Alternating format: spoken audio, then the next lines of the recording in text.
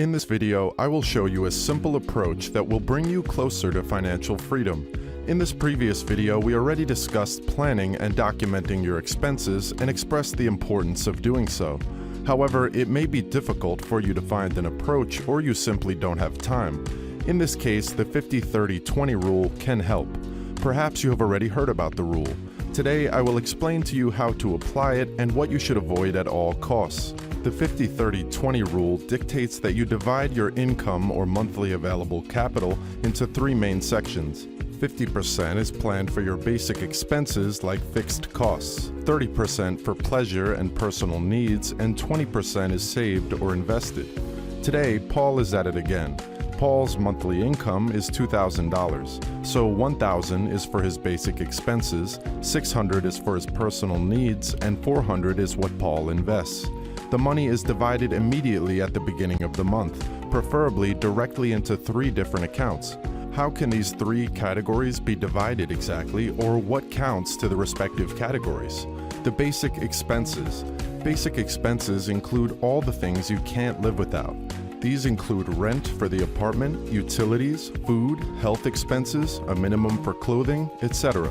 Again, you should document your expenses and get an overview, as already described in the previous video.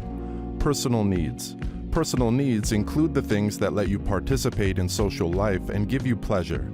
These include going to restaurants, shopping, traveling, hobbies, and etc. Save and invest. The remaining 20% is saved and invested. However, if you still have a loan, the debts are repaid first, of course, and savings are only made once the loan has been paid off. This part also serves as a reserve for emergencies. And now, for what should you avoid at all costs? Do not plan your finances according to the 50-30-20 rule and act from a single account. You can lose the overview faster than you like without documentation of your already made expenses.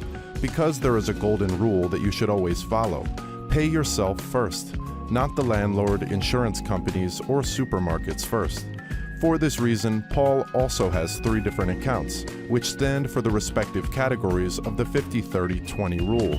At the beginning of each month, the available money is already divided among the respective accounts, so that he can always keep track of his finances and comply with the 50-30-20 rule without much effort. With this simple but effective approach, Paul can create a solid and long-term structure for his own finances, and you can do the same. Already a subscriber? If not, please hit the subscribe button and the bell icon to get notified for the upcoming content. So guys, I'm out now. Stay smart and think long-term.